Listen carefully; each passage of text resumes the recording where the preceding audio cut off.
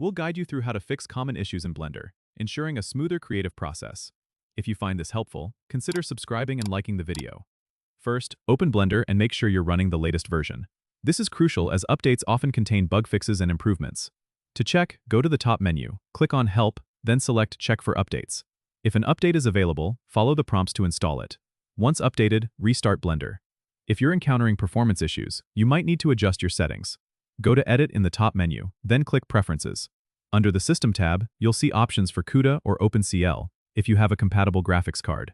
Select your GPU to improve rendering performance. If Blender crashes frequently, it might be due to add-ons. Head back to Preferences, click on the Add-ons tab, and disable any unnecessary add-ons. You can re-enable them one by one to identify the culprit.